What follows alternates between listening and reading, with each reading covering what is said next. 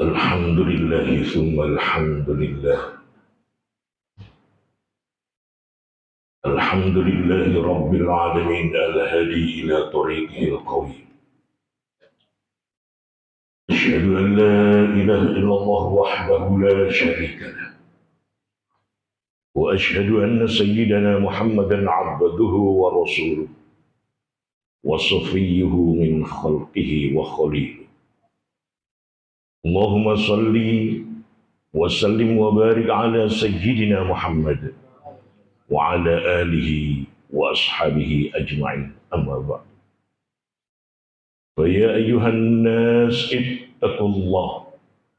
ittaqullaha haqqa tuqatih wa la tamutunna illa wa antum muslimun.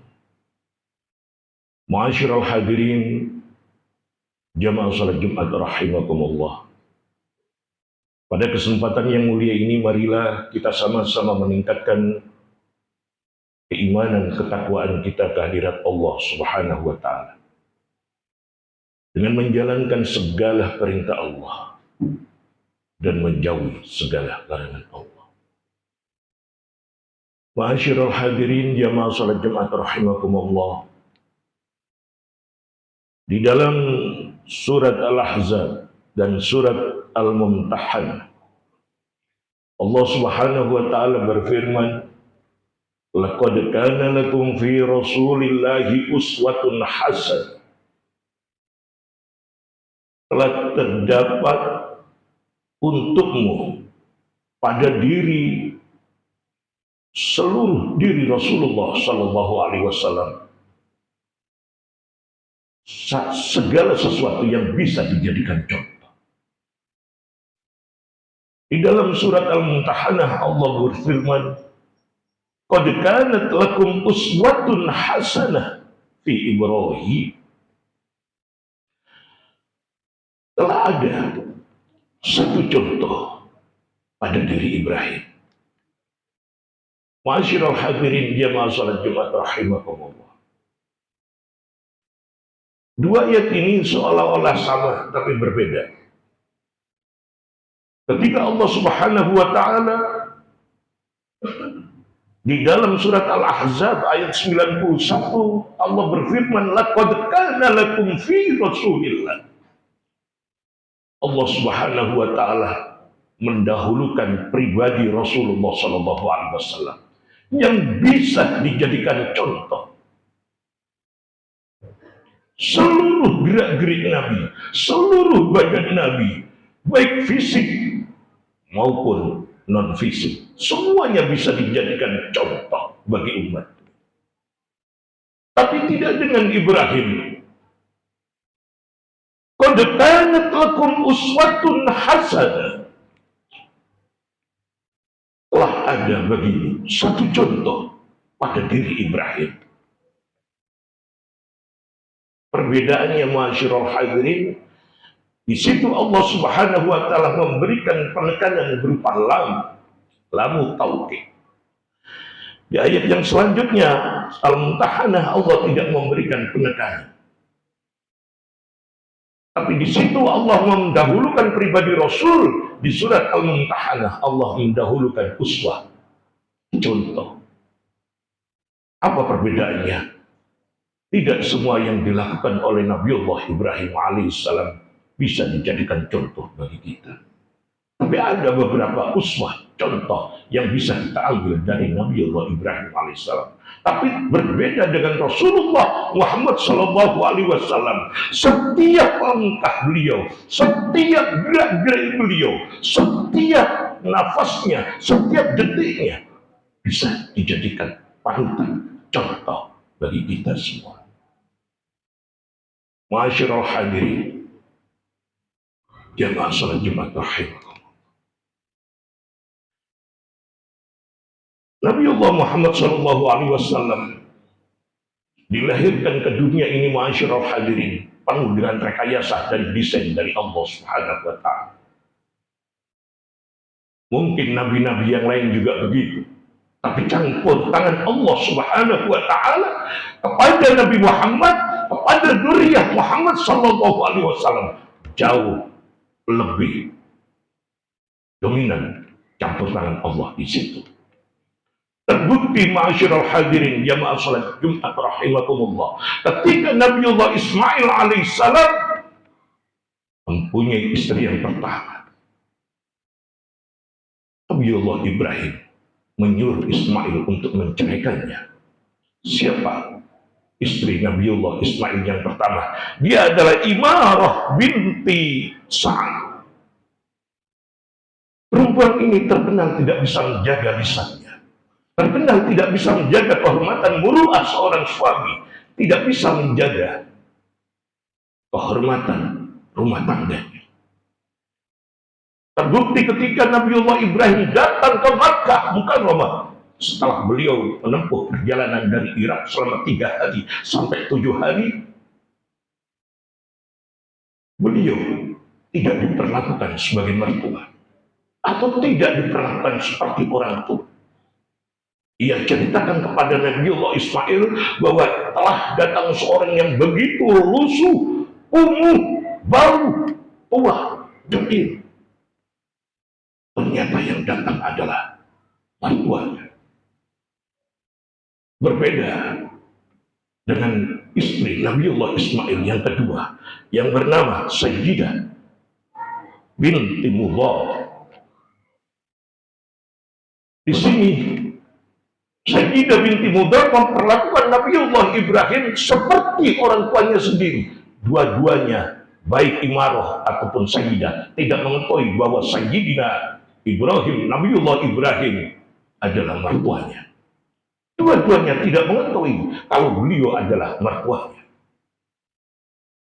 Karena selama Ismail melaksanakan pernikahan, Nabiullah Ibrahim berada di Irak. Ma'asyiral hadirin jamaah salat Jumat rahimakumullah. Seandainya Nabiullah Ismail meneruskan pernikahannya dengan Imarah, pasti Allah akan memberikan keturunan-keturunan yang menyerupai atau meniru ibunya, yang mempunyai karakter keras, yang mempunyai akhlak dan tutur bahasa yang keras. Allah campur tangan di situ. Allah suruh Ismail untuk menceraikan istrinya melalui perintah Nabiullah Ibrahim alaihissalam. Ma'asyiral hadirin jamaah salat Jumat rahimakumullah. Campur tangan Allah yang kedua, ma'asyiral hadirin, dinasab di keturunan keluarga Rasulullah Muhammad SAW. Ketika ayahanda beliau ingin menikah dengan seorang perempuan yang bernama Qutailah, ia adalah anak bangsawan, ia adalah seorang perempuan yang hartawan, cantik jelita. Tidak ada seorang pun yang bisa menandingi kecantikannya waktu itu. Tapi apa yang terjadi, ma'asyiral hadirin? Kakek beliau yang bernama Abdul Muthalib bermimpi dalam satu malam. Ada nur yang keluar dari wajah ganteng Abdullah. Maka kegelisahan itu terjadi pada diri Abdul Muthalib. Ia segera mendatangi seorang rahib untuk mengkonsultasikannya. Ada apa? Apa yang sedang terjadi dengan mimpi saya terhadap anak saya? Ternyata apa, ma'asyiral hadirin? Karena terjadi lamaran antara Abdullah dengan Qutailah, maka Allah Subhanahu wa Ta'ala campur tangan dalam urusan ini. Allah cabut nur dari muka Ibrahim. Allah cabut segala sesuatu yang bersifat positif pada diri Abdullah. Maka rahib itu mengatakan kepada Abdul Muthalib untuk menggagalkan pernikahannya dengan Qutailah. Maka berlangsunglah pernikahan Abdullah dengan Siti Aminah. Di dalam mimpi selanjutnya, Abdul Muthalib melihat seolah-olah nur yang dulu pernah tercabut dari mukanya dikembalikan oleh Allah Subhanahu wa ta'ala. Ma'asyiral hadirin, jamaah salat Jumat rahimakumullah. Begitu besar campur tangan Allah Subhanahu wa ta'ala terhadap Nabi Allah Muhammad sallallahu alaihi wasallam. Karena apa? Karena beliau diciptakan oleh Allah Subhanahu wa ta'ala, dibentuk dan dijadikan khairul anbiya wa khairul mursalin, imamul anbiya wa imamul mursalin.